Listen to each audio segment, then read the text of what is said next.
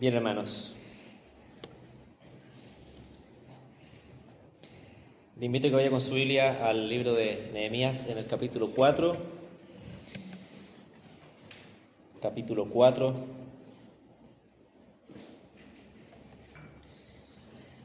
En esta sección de la palabra, como se pudo ver en la semana pasada, el trabajo en el Señor también tiene dificultades. El trabajo muchas veces es realizado con oposición, hermanos. Y la palabra lo dice, ¿no es cierto? Que nosotros no tenemos lucha contra carne ni sangre, sino contra principados, contra huestes de maldad. Y muchas veces, hermanos, esa oposición, esas piedras en el camino, esas piedras en el zapato están más cerca de lo que nosotros lo podemos pensar. Y en esta sección de la palabra vamos a ver cómo la organización del trabajo implicó también tomar medidas, porque había oposición de personas que no solamente no estando conformes con el trabajo que se estaba haciendo, lo querían detener derechamente. O sea, que no se haga el trabajo, que no se haga la pega, como se dice. Poner barreras, obstáculos en el camino. Pero aún, hermanos, en esa dificultad el Señor está con Nehemías. Hay una idea, hermanos, dentro del mundo evangélico de este siglo, una idea muy equivocada que dice de que cuando las cosas se ponen difíciles es que entonces las cosas no son de Dios, ¿no es cierto? Como que cuando las cosas son del Señor tiene que ser así todo, pero perfecto, todo sin ningún tropiezo, todo tiene que fluir de una manera así perfecta. Y ya que estuvimos estudiando el libro de los Hechos, pudimos ver, hermanos, cómo Pablo llegó a Roma, prisionero en el Señor Jesucristo. Poco antes había naufragado en una isla llamada Malta, lo había mordido una serpiente. El Señor lo salva milagrosamente, atado, ¿verdad? Finalmente llega a ese lugar, estando en una casa, le permitían ciertas visitas. O sea, vemos, hermanos, el ejemplo de que en la palabra lo vemos así, de que el trabajo, el ministerio del Señor es también, muchas veces implica cosas así, de pasar por ese tiempo, pasar por la prueba, de que el trabajo a veces es pesado, de que implica estar con una mano con una pala y en otra mano la espada, como vamos a ver acá. ¿Y por qué? Porque es así el trabajo cristiano. Y el Señor nos lo dice, ¿no es cierto?, que nosotros en el mundo vamos a tener aflicción, pero que Él ha vencido el mundo. Y que si el Señor obviamente nos ha planteado que debemos cumplir un objetivo dentro de este lugar, Él va a estar con nosotros hasta el fin del mundo y Él nos va a sostener en el periodo de la prueba. Pero la prueba va a estar, la prueba va a existir. Vamos a leer, hermanos, vamos a leer desde el 11 hasta el 23 para ponernos en contexto. Dice, desde el 10 mejor, hermanos, para que estemos en contexto. Dice, y dijo Judá, las fuerzas de los acarreadores se han debilitado y el escombro es mucho, y no podemos edificar el muro. Y nuestros enemigos, verso 11, dijeron, no sepan ni vean hasta que entremos en medio de ellos y los matemos y hagamos cesar la obra. Pero sucedió que cuando venían los judíos que habitaban entre ellos, nos decían hasta 10 veces, de todos los lugares de donde volviereis, ellos caerán sobre vosotros. Entonces, por las partes bajas del lugar, detrás del muro y en los sitios abiertos, puse al pueblo por familias con sus espadas, con sus lanzas y con sus arcos. Después miré y me levanté y dije a los nobles y a los oficiales y al resto del pueblo, no temáis delante de ellos, acordaos del Señor grande y temible, y pelead por vuestros hermanos, por vuestros hijos y por vuestras hijas, y por vuestras mujeres y por vuestras casas. Y cuando oyeron nuestros enemigos que lo habíamos entendido y que Dios había desbaratado el consejo de ellos, nos volvimos todos al muro, cada uno a su tarea. Desde aquel día, la mitad de mis siervos trabajaron en la obra y la otra mitad tenía lanzas, escudos, arcos y corazas, y detrás de ellos estaban los jefes de toda la casa de Judá. Los que edificaban en el muro, los que acarreaban, los que cargaban, con una mano trabajaban en la obra y en la otra tenían la espada. Porque los que edificaban, cada uno tenía su espada ceñida en sus lomos, y así edificaban, y el que tocaba la trompeta estaba junto a mí.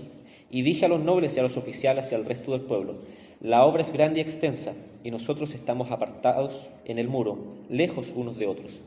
En el lugar donde oyereis el sonido de la trompeta, reunidos allí con nosotros, nuestro Dios peleará por nosotros. Nosotros pues trabajábamos en la obra, y la mitad de ellos tenían lanzas desde la subida del alba hasta que salían las estrellas.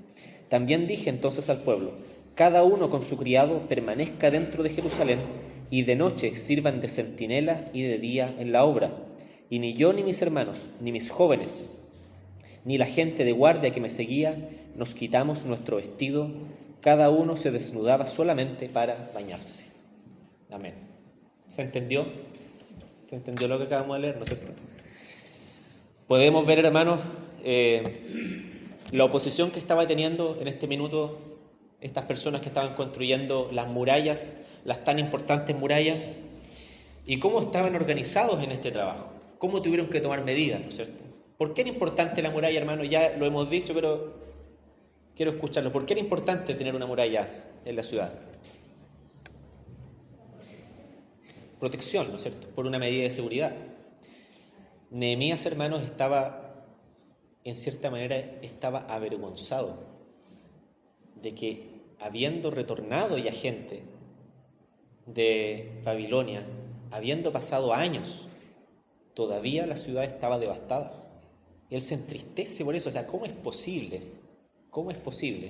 de que la ciudad todavía no tenga su muralla hecha si han pasado años? Han pasado años de que la ciudad ya está poblada por dos masivas llegadas de personas a la ciudad que había sido, ¿verdad?, azotada, y que todavía no hay una muralla. Él no lo podía entender. Fíjense que acá en Temuco, estuve viendo en esas efemérides de la historia, por ahí por el año 1910 me parece que fue, hubo un incendio gigante acá en Temuco. Gigante. Se quemó prácticamente todo el centro de Temuco. Y hubo gente que falleció y gente que lo perdió absolutamente todo. En el diario de la época decía de que se estimaba de que en unos 10 años se podía levantar la ciudad. Y ahí se creó la población Pueblo Nuevo. La gente que perdió su vivienda y todo eso, la reubicaron en lo que nosotros conocemos como Pueblo Nuevo. Por eso se llama Pueblo Nuevo. Y eso, desde ese tiempo, claro, ya han pasado 100 años, ¿no es cierto? Y nosotros de ese incendio no tenemos idea, o sea, no hay rastro de ese incendio. Acá, en este tiempo, han pasado mucho más de 100 años desde que la gente ha retornado. Entonces vemos, hermanos, de que había una tristeza, o sea, un deseo de construir una fortificación por seguridad, por la necesidad que había de tener la ciudad amurallada, la ciudad de Jerusalén amurallada, y que era urgente, era algo importante que se haga. Y Nehemías se dispone a ese trabajo. Históricamente, hermanos, para que nos ubiquemos nuevamente, es bueno repasar estos conceptos. ¿Usted se acuerda en la línea de tiempo dónde estamos? ¿Estamos antes de Moisés, después de Moisés, antes de Abraham, después de Abraham, antes de Josías, después de Josías? ¿En qué época histórica estamos? Si alguien me lo dice, levante su manito y me lo dice. A ver, ¿lo escucho? ¿Fue después de la división del...? Claro, sí. ¿Qué más? ¿Fue después de la división? Al final del Antiguo Testamento, un poquito antes del tiempo de silencio. Efectivamente. Esto es como si pudiéramos hacer una línea de tiempo. Esto es lo último del Antiguo Testamento. Más o menos para que usted me entienda, si pudiéramos hablarlo de forma simple. Es como lo último que ocurre históricamente en el Antiguo Testamento. Una vez que termina el Antiguo Testamento y comienza el Nuevo Testamento, como sabemos, entre medio, ¿cuántos años hay? 400 años. Hay 400 años, el doble de la historia de Chile, imagínense. 400 años de silencio. Entonces vemos, hermanos, que durante ese tiempo, ese es el tiempo histórico en el que estamos. Es muy importante, hermanos, que lo tengamos presente. Bien, volvamos, hermanos, a nuestro pasaje. Con oposición, entonces, con amenazas de enemigos que van a ir a amortillar este trabajo, que van a asesinarlos, que van a hacerles daño a los trabajadores, a las personas que están ahí esforzándose en levantar las murallas. En el verso 10, el primer obstáculo que se menciona es el pesimismo. Dice lo siguiente, que la gente de Judá dijo: las fuerzas de los acarreadores se han debilitado y el escombro es mucho, y no podemos edificar el muro. O sea, ¿cuál es más o menos si pudiéramos decir, la queja? De que ya había cansancio, de que el trabajo era mucho, de que ya no había fuerza, de que la fuerza se estaba debilitando, había mucho escombro, había mucho trabajo que hacer, por tanto el trabajo ya no se puede ejecutar. La queja, hermanos. La queja, hermanos, que fue la misma queja que vivió Israel cuando estuvo en Egipto, ¿no es cierto? Cuando sale de Egipto, más bien. ¿Verdad que le decían a Moisés? Pero Moisés, era mejor cuando estábamos en Egipto. Estamos comiendo esto, estaba sucediendo esto otro. Para esto tú has permitido liberarnos de la esclavitud, para vivir esto.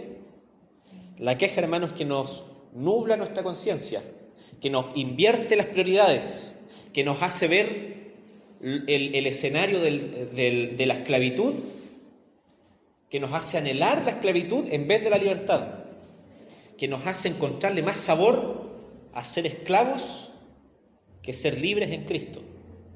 Ese es el espíritu de la queja, finalmente. Es un problema del corazón. Y que vemos también en esta gente: las fuerzas de los acarreadores se han debilitado, les compran mucho, no podemos edificar el muro.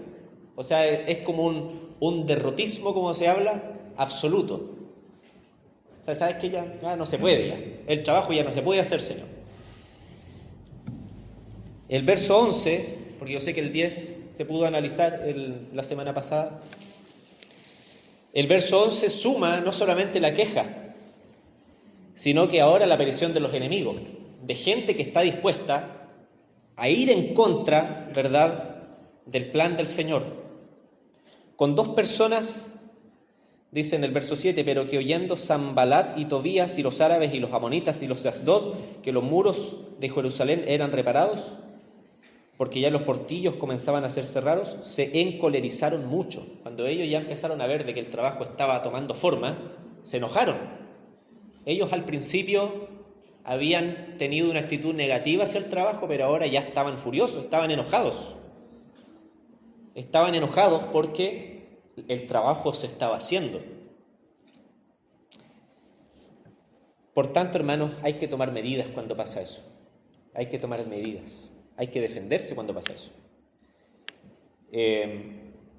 Fíjense que Nehemías es un líder innato, temeroso del Señor y que toma decisiones correctas cuando había que hacerlo. Un líder, hermanos, tiene que ser así. Lo menciono, hermanos, porque todos en cierta forma ejercemos algún rol de liderazgo, ya sea en nuestra casa, ya sea con sus hijos, con sus nietos, con su familia, con sus hermanos, con la persona que vive, si es jefe de hogar, etc. Pero hay veces que hay que tomar medidas cuando pasa algo, ¿no es cierto? Nosotros en nuestra casa, cuando uno se va a dormir, toma medidas de seguridad, ¿no es cierto? Se asegura de que esté todo cerrado, revisa las puertas, revisa si le puso llaves, si le puso el candado, lo que sea. Toma medidas para que el enemigo no aparezca en la noche. De hecho, la palabra incluso dice que si nosotros supiéramos, ¿no es cierto? Si nosotros supiéramos que el enemigo viene a medianoche, estaríamos en vela, esperándolo. Y Nehemías tiene que tomar decisiones, hermanos. Pone orden. Porque no se trata, hermanos, simplemente de decir, bueno, vienen los enemigos, hay que dejarse estar. Acá lo esperamos, Señor. El Señor sabrá cómo soluciona este problema. Se trata de orar y también de tomar acciones. En el verso 12 dice: pero sucedió que cuando venían los judíos que habitaban entre ellos, nos decían hasta 10 veces: de todos los lugares de donde volviereis, ellos caerán sobre vosotros.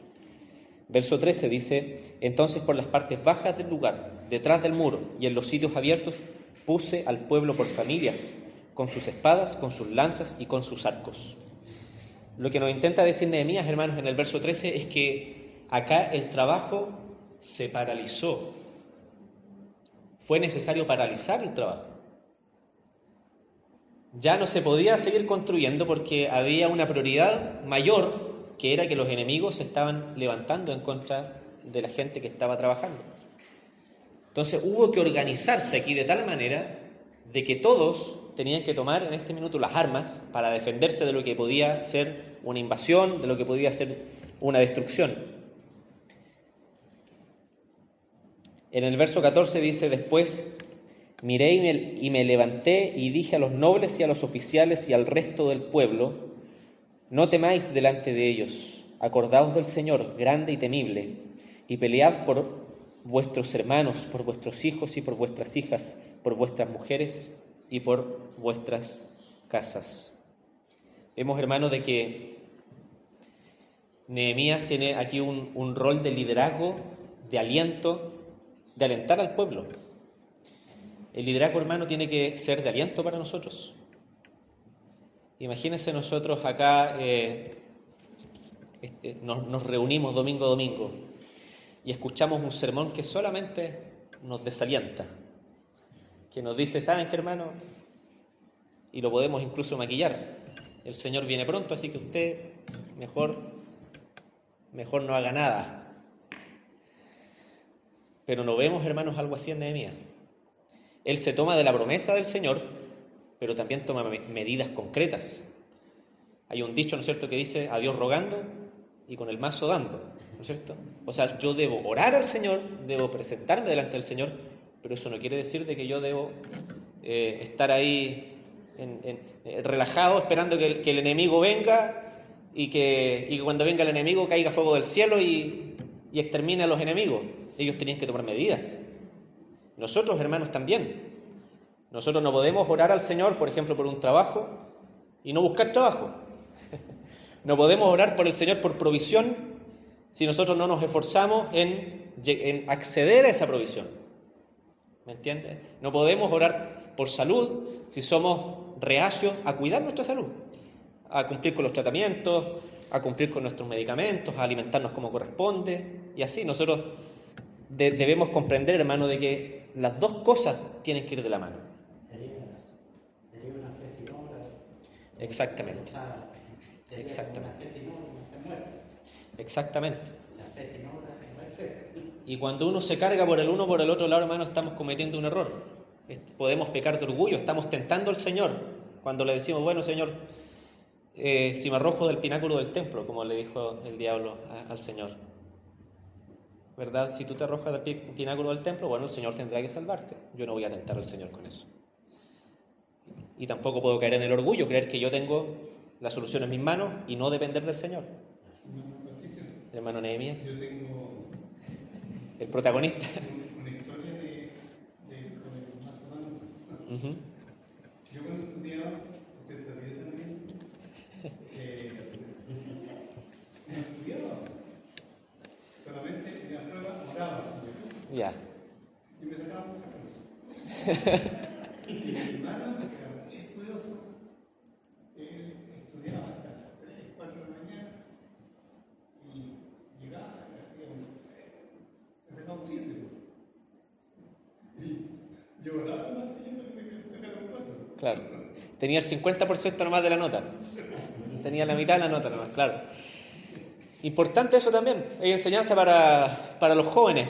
Nosotros no podemos esperar decir: Señor, ayúdame en esta prueba, y no ponernos de nuestra parte, estudiar, ser disciplinados. O sea, no, las cosas no funcionan de esa manera. Nada en la vida va a ser de esa manera, hermanos. Nada en la vida va a ser así. Las cosas, hermanos, no llegan de esa manera, en ningún área de nuestra vida. En todo, hermanos, nosotros debemos poner de nuestra parte.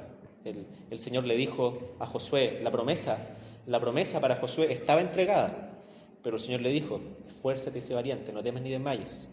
O sea, debías tener valentía para cumplir con la obra. La promesa estaba, pero debías ser valiente para llegar a esa promesa también. En el Antiguo Testamento, hermanos, hay una historia de 2 espías. No sé si tal vez hasta se mencionó la semana pasada, no sé.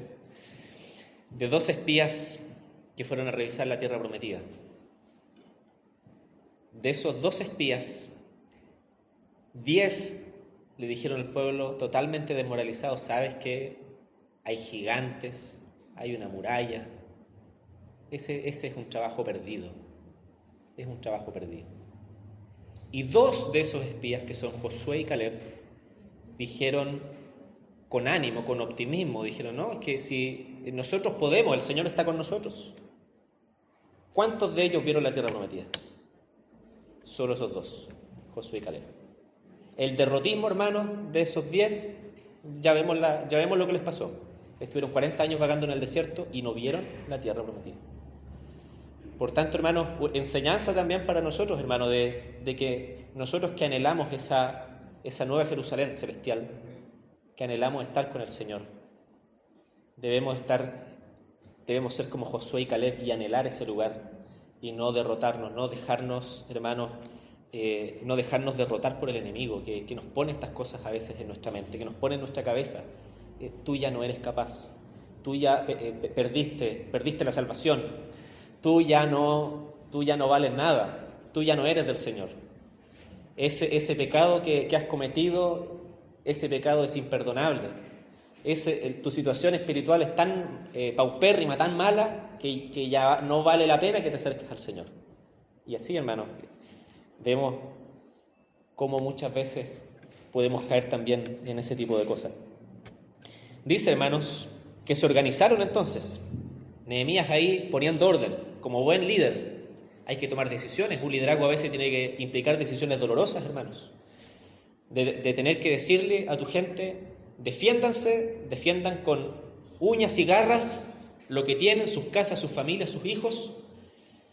Y no demos la confianza de Nehemías. No le dijo: váyanse de la ciudad, pesquen lo primero que pillen y váyanse, por último después volvemos. No, era una convicción total de hacer la tarea y de defenderse. Las personas, hermanos, los pueblos que estaban amenazando a Israel en ese minuto, era prácticamente todo el área circundante a la ciudad. Es como si cada pueblo que se menciona, porque se mencionan distintos pueblos, es como si estuvieran en todo el contorno de la ciudad. O sea, en cierta manera, ellos estaban rodeados de enemigos.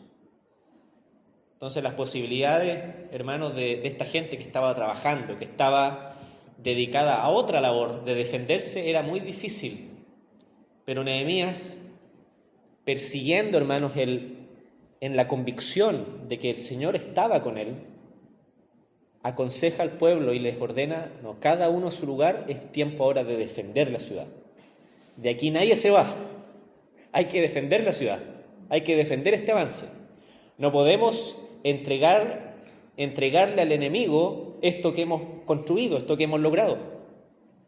No podían entregarle al enemigo lo que habían logrado. El trabajo igual ya había avanzado. No estaba totalmente listo, pero había avanzado, ¿verdad? Un buen porcentaje del trabajo había sido realizado, entonces no podían echar pie atrás. Es como cuando uno dice: no puedo, tengo que ir a Santiago, estoy a mitad de camino. Si vuelvo, es tiempo, y si voy a Santiago, también es tiempo. Estoy a medio camino. Tengo que llegar a la meta, tengo que llegar a ese lugar. No puedo desertar. Y dice el texto de que cuando Nehemías anima al pueblo, lo arenga, como se dice. Acá quienes han jugado fútbol, tal vez en algún equipo, siempre antes de entrar al partido, ahí el capitán, alguien o el entrenador le da una buena arenga de ánimo al equipo y entran así con garra, con energía para el partido. Acá Nehemías anima al pueblo: no temáis delante de ellos. Y dice: acordaos del Señor grande y temible. Acuérdense del Señor. Si el Señor está con nosotros, acuérdense que el Señor no nos va a abandonar. En una ocasión, hermanos, Jonatán dice en 1 Samuel, mejor vayamos al texto, 1 Samuel 14:6 dice: dijo pues Jonatán a su paje de armas: ven, pasemos a la guarnición de estos incircuncisos Quizá haga algo Jehová por nosotros, dice la parte final, pues no es difícil para Jehová salvar con muchos o con pocos. Con muchos o con pocos, el Señor está con nosotros. Entonces es como si Nehemías le está diciendo, acuérdense del Señor, acuérdense de las hazañas del Señor. Cómo el Señor protegió a David, cómo protegió a Gedeón, ¿verdad? Cómo protegió, a veces siendo menos, en una inferioridad numérica, y el Señor, la batalla del Señor, la victoria del Señor. En el Antiguo Testamento al Señor a veces se le llamaba Jehová de los ejércitos, ¿no es cierto? Un ejército que a veces era inferior numéricamente, que a veces era alicaído, pero era Jehová de los ejércitos, porque el Señor era capaz de derrotar a los enemigos de Israel. Pelead por vuestros hermanos, por vuestros hijos, por vuestras hijas, por vuestras mujeres, por vuestras casas. A Nehemías le interesaba, hermanos, que ellos trabajen y que trabajen en unidad, de que peleen en unidad.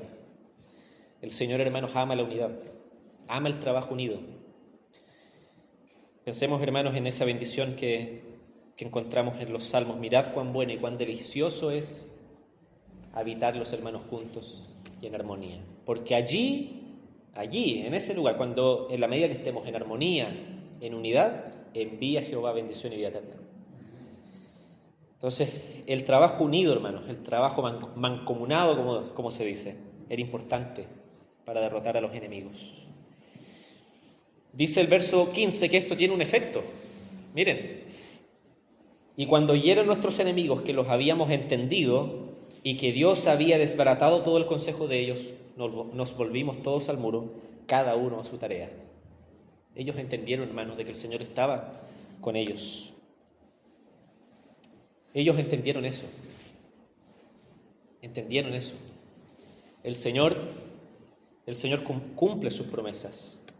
El Señor cumple sus promesas. Me recuerdo, hermanos, en el Antiguo Testamento hay una historia casi que es como cómica igual, cuando los enemigos del Señor quedan con el arca del pacto y el hecho de tener el arca del pacto empezó a traer una serie de daños a ellos y ya la querían devolver, ya era un problema tener eso. Entonces se esfuerzan en devolver el arca del pacto. Era un problema. El Señor avergüenza a los enemigos, hermanos. El Señor toma medidas para proteger a sus hijos. A nosotros también, hermanos, el Señor nos protege. Hay veces, hermanos, de que el Señor hace cosas así también, de que el Señor avergüenza a nuestros enemigos, de que el Señor nos sostiene en esos momentos de prueba para que su nombre no sea avergonzado. Pensemos en Elías, hermanos, con esos profetas baales que se golpeaban, ¿verdad?, para encender ese fuego. ¿Y qué hacía Elías cuando estaba ahí presente? ¿Qué dice la palabra? ¿Qué hacía Elías mientras ellos hacían ahí sus cosas y sus bailes y sus cosas? ¿Ah? Se reía, ¿no es cierto? Se burlaba. Cante más fuerte, que tal vez no lo está escuchando su Dios. Tal vez está durmiendo. Porque tenía una convicción de que el Señor no lo iba a dejar solo, de que el Señor lo iba a avergonzar a sus enemigos. Y que el Señor se iba a demostrar con gloria, con poder. Dice en el verso 16, desde aquel día la mitad de mis siervos trabajaban la obra y la otra mitad tenía lanzas, escudos, arcos y corazas. Y detrás de ellos estaban los jefes de toda la casa de Judá. Verso 17, los que edificaban en el muro, los que acarreaban y los que cargaban con una mano trabajaban en la obra y en la otra tenían la espada, hermanos. Todos estaban prestos para servir y para defender. Nadie podía decir, hermano, es que yo no tengo el don de acarrear el escombro. Es que yo no tengo el don de la espada, hermano. Nehemías, otra labor, porque yo no, hermano. Aquí vemos que todos estaban en ese trabajo. Hay veces, hermanos, que el trabajo es pesado. Que el trabajo es pesado. Hay veces que el Señor nos pide cosas pesadas a nosotros, por periodos de tiempo. Un trabajo difícil, un trabajo pesado, un trabajo que humanamente puede ser desgastante incluso. Porque esto que estaban haciendo ahí era sumamente desgastante. Vamos a ver las consecuencias que tiene también estar trabajando 24/7 prácticamente. Empieza a traer consecuencias también en el pueblo, que se tienen que solucionar, hermano. Es interesante aclarar un poco ahí el eufemismo que usa el relator cuando dice que con una mano tenía la espada y en la otra mano, como decía usted, la pala. No es que literalmente andaban con una mano con la espada y la otra no, o sea, andaban con las dos manos trabajando. La idea es que la espada la tenían Exacto, en el lomo. para llegar y sacarla. Claro. Es decir, andaban con la mente puesta en la obra y a la vez, como decía usted, con la mente también puesta en que en cualquier momento había que sacar la espada y enfrentar y de carpintero volverse un soldado. Exactamente. Entonces, bonita la aclaración que usted hacía de que no se trata de pura pala ni se trata de pura espada, sino que con fe, orando al Señor y haciendo nuestra parte, esperándonos ahí con la duda, de piernas cruzadas y que caiga empanada y poner la manita, ¿no? Exactamente. No la vida cristiana, No. cristiana hay que hacer las cosas que nos corresponde y el Señor hará, nosotros no podemos, no sabemos, y lo que el Señor quiere que poner. Aquí desde aquí estaba mirando interesante lo que el Señor hace. Cuando se desanima el pueblo, aparecen unos judíos que no estaban en el libreto y les traen la información de cómo querían actuar los Enemigos. y los alertan. Aparecieron de la nada, como decir, bueno, ahí está el Señor. Vamos a poner espías y ellos les van a decir a ustedes que los quieren echar abajo el muro, los quieren atacar. Ahora, como decía usted, no solamente están enojados, ahora están haciendo una estrategia de guerra, una emboscada para matarlos, directamente para asesinar a los que estaban ahí. Entonces, por cierto que se asustaron cuando se trata de vida o muerte, la parte humana. Por supuesto. Por supuesto.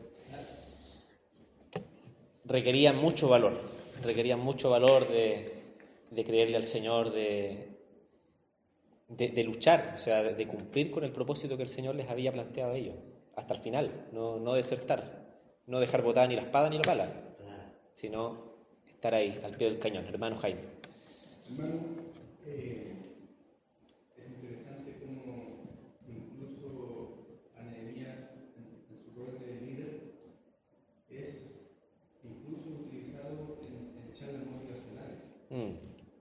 Porque es un rol realmente cuando usted mencionó esto del arengazo, que podemos llamar ahora, lo llevamos a los equipos de fútbol, ¿cierto? Pero el arengazo también cuando se juntan los hinchas y el día anterior del partido y dejan la escuadra, Sí, ¿cierto? claro. Pero yo pensaba, por ejemplo, en Arturo Prat, Claro.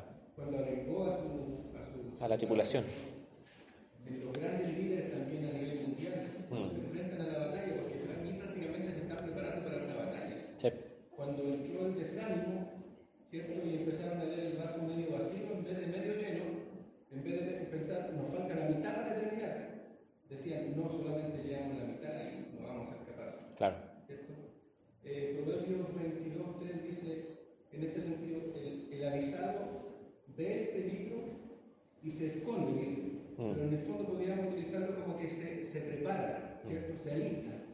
En cambio, el que no hace caso recibe el daño, dice el proverbio. Claro. Entonces, por eso Se expone. también está pensando en la obra, pero también en la protección que es necesaria. Amén. Amén. Efectivamente, un líder, una marca de un líder es precisamente eso, tener la capacidad de animar, de alentar, de aconsejar, de guiar, de advertir cuando las cosas van mal o cuando las cosas se ponen difíciles y también de amonestar cuando es necesario. Que lo vemos también acá y lo vemos en la mayoría de los líderes que vemos en la palabra. El mayor ejemplo, nuestro Señor, ¿verdad? Que tuvo ese perfecto liderazgo de acompañar, de discipular, de advertir, de amonestar duramente muchas veces, y también el Señor de restaurar al amonestado.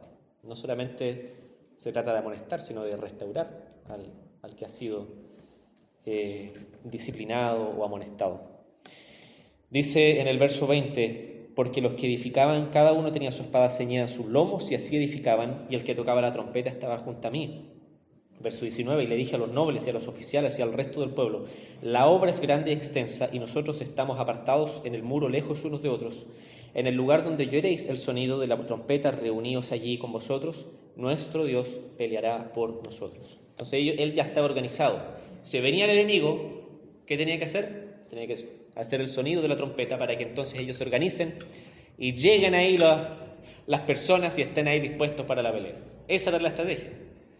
O sea, Nehemías, hermanos, que era el copero del rey, como hemos dicho tantas veces, vemos acá en dotes de constructor, en dotes de prevencionista de riesgo, no sé, de estratega militar, lo vemos en muchísimas áreas, siendo usado por el Señor. Un hombre de oración, un varón muy completo, hermanos, en el Señor, muy completo. Dice el verso 21, nosotros pues trabajábamos en la obra, y la mitad de ellos tenían lanzas desde la subida del alba hasta que salían las estrellas. También dije entonces al pueblo, cada uno con su criado permanezca dentro de Jerusalén, y de noche sirvan de centinela y de día en la obra. En la noche, por tanto, tenían gente de centinela para estar vigilantes ante cualquier cosa, y en el día trabajaban en la obra. A tal punto, hermanos, que dice en el verso 23 que ni yo, ni mis hermanos, ni mis jóvenes, ni la gente de guardia que me seguía, nos quitamos nuestro vestido, cada uno se desnudaba solamente para bañarse. O sea, incluso ellos dormían preparados. Un líder, hermanos, acá vemos también, un líder como Nehemías, que se hace parte del trabajo, un líder siervo, no un jefe. El jefe, hermanos, solo manda. Tú haz tal cosa, y se va a su oficina el jefe, ¿no es cierto? Mientras todos los otros trabajan y hacen el trabajo, él muchas veces está en una posición de privilegio, cómodamente descansando. Pero el liderazgo, hermanos, en la clave de la palabra es servicio. Es servicio. El Señor Jesús, hermanos, ejemplo de siervo, ejemplo de servicio. No he venido para ser servido, sino para servir, ¿verdad? Y para dar mi vida en rescate de muchos. Entonces vemos, hermanos, que la clave del liderazgo, la clave de la vida cristiana se hace desde el servicio, de poner nuestras manos a la obra, de ponernos ahí, de estar dispuestos a servir con el Señor. Quiero cerrar con dos cosas, hermanos, con dos cosas. Lo primero, hermanos, es un llamado a servir. Un llamado a servir. Lo vemos acá, hermanos, el ejemplo es claro. De servir en la obra, de trabajar, de ponernos manos a la obra, de servir defendiendo la ciudad, defender lo que ya hemos logrado, defender lo que nosotros hemos hecho, defender lo que tú has hecho, hermanos. Lo que tú, en tu vida cristiana, en lo que has, en la bendición que el Señor te ha entregado. Pero también de estar preparados para toda obra que el Señor disponga para nosotros, para toda obra. En Efesios capítulo 6 encontramos una linda ilustración.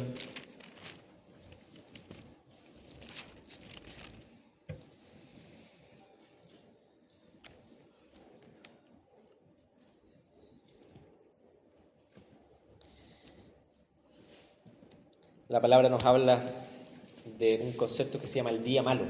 ¿Has escuchado? De estar preparados para el día malo. En Nehemías ese era el día malo. Claramente ese fue un día malo. Imagínense. Dificultades para la gente que estaba trabajando, desánimo, desaliento, enemigos que quieren matarnos, el trabajo un 50% hecho, la muralla que todavía le falta, ¿no es cierto?, consistencia para cumplir con su rol. O sea, es como si todo estuviera malo. Ese es el día malo. En Efesios 6:10 dice: por lo demás, hermanos míos, fortaleceos en el Señor y en el poder de su fuerza. Vestíos de toda la armadura de Dios, para que podáis estar firmes contra las acechanzas del diablo. Porque no tenemos lucha contra sangre y carne, sino contra principados, contra potestades, contra gobernadores de las tinieblas de este siglo, contra huestes espirituales de maldad en las regiones celestes. Verso 13, por tanto, tomad toda la armadura de Dios, para que podáis resistir en el día malo, y habiendo acabado todo, estar firmes. ¿Verdad? O sea, la invitación es tomar la armadura de Dios para resistir el día malo, tomarse del Señor. Como le dijo Nehemías a su pueblo, ¿no es cierto? Acordaos del Señor, acordaos de Él, de lo que Él ha hecho, de que estamos con el Señor, de que el Señor está con nosotros, de que Él ha prometido estar con nosotros hasta el fin del mundo. Lo mismo para nosotros, hermanos, que somos la iglesia. Podemos tomar el mismo concepto, que no desmayemos, que no decaigamos cuando nuestros enemigos se nos vienen encima, que no decaigamos cuando otros desertan, cuando otros ya no quieren seguir en la carrera, y nosotros podemos copiar esa mala costumbre o podemos seguir adelante con la mirada y la frente puesta en la meta. Entonces debemos tomar la armadura de Dios para resistir en el día malo. Verso 14 dice: estad pues firmes, ceñidos vuestros lomos con la verdad, vestidos con la coraza de justicia, calzados los pies con el apresto del evangelio de la paz, y sobre todo tomad el escudo de la fe, con que podáis apagar todos los dardos de fuego del maligno, y tomad el yelmo de la salvación, ¿verdad?, el casco, la espada del Espíritu, que es la palabra de Dios. Verso 18, acá el consejo para nosotros: orando en todo tiempo, con toda oración y súplica en el Espíritu, y velando en ello con toda perseverancia y súplica por los santos. Amén.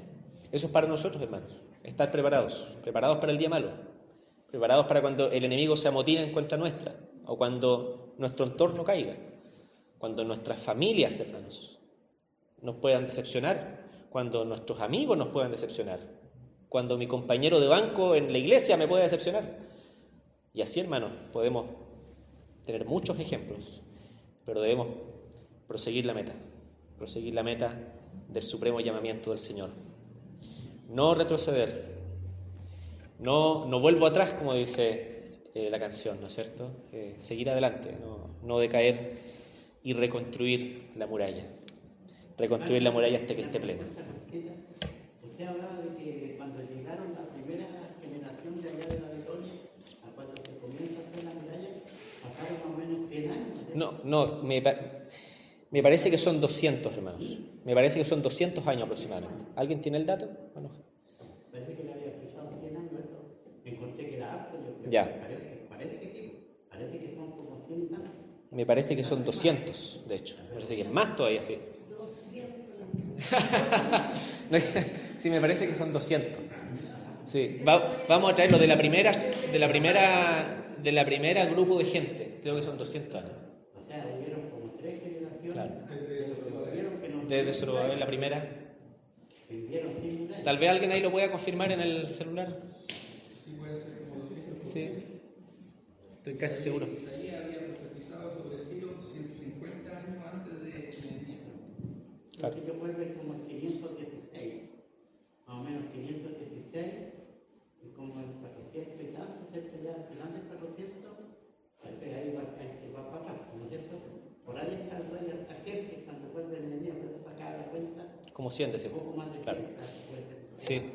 Sí, no, me parece a mí haber leído que eran algo así como 200 años. Pero ahí vamos a traer ese dato, interesante saberlo.